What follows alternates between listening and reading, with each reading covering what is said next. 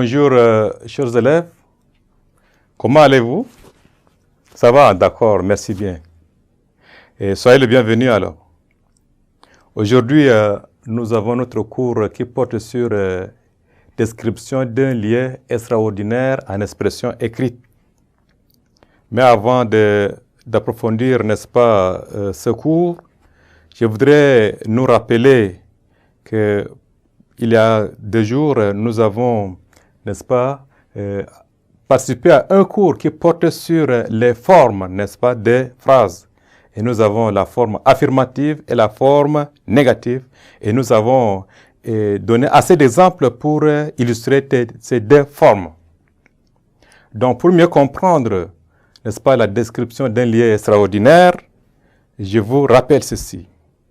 À la fin de cette leçon, chacun de vous doit être capable d'écrire un lien extraordinaire, présenter le texte introductif et résumer la leçon sur la description d'un lien extraordinaire. Je prends un exemple pour vous présenter la description d'un lien extraordinaire. La route tortueuse et longue qui relie le village Lagon au lieu mystérieux traverse la savane arborée. Il n'y a rien d'autre ici que les grands arbres comme le baobab et des herbes qui craquent sous les pieds. Dans le vent, on entend tous les bruits, des bruits mystérieux qui effraient et rendent la tête lourde. De tous les côtés viennent les bruits des insectes. Il n'y a pas de lumière sur la terre, sauf les lucioles qui zigzaguent au-dessus de la route. Tout est aux aguets. Les animaux de la forêt courent entre les arbres touffus. Les lièvres, les singes, les serpents. Ce sont ceux-là seulement qu'on peut voir. De loin, on entend le grondement des vagues qui déferlent sur le rocher. Arrivé dans la forêt, située sur des rochers, à plusieurs centaines de mètres d'altitude, l'on aperçoit un paysage de grands arbres, aux troncs énormes, des lacs oubliés, des falaises très abruptes au sol étranglé où coule le plus puissant fleuve qui a donné son nom à la région des lacs Zasu.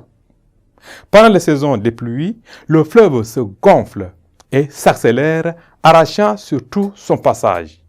Du fleuve et du lac monte chaque soir une brume épaisse, conteneuse qui escalade la falaise et s'arrête au sommet de la montagne. Pour certains paysans des villages voisins, Zasu est un repère de djinns. On raconte qu'un blanc qui serait allé pour pêcher aurait disparu dans l'eau et s'y trouverait jusqu'à ce jour. Les pêcheurs qui pêchent ne prennent qu'une seule espèce à la fois. Chers amis, nous allons approfondir notre leçon avec un petit résumé. Un endroit extraordinaire, comme on dit, un endroit extraordinaire, hein? Un endroit extraordinaire est un lieu peu habituel. Peut-être sacré, qui effraie de par son apparence. Ce lieu peut être dangereux, car il pourrait héberger des êtres monstrueux. Il est aussi un endroit qui étonne, parce qu'il est bizarre, remarquable et fantastique. Pour le décrire, on utilise des mots et expressions qui, à travers les sens vus, oui, suscitent l'imagination.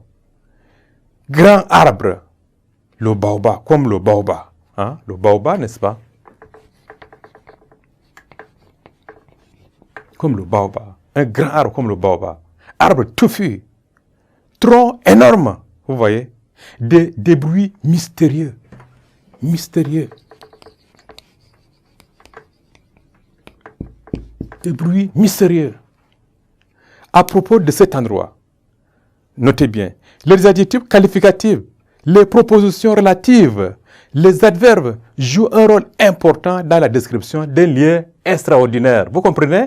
Voilà, il faut que vous vous servez de ces termes pour décrire un endroit extraordinaire.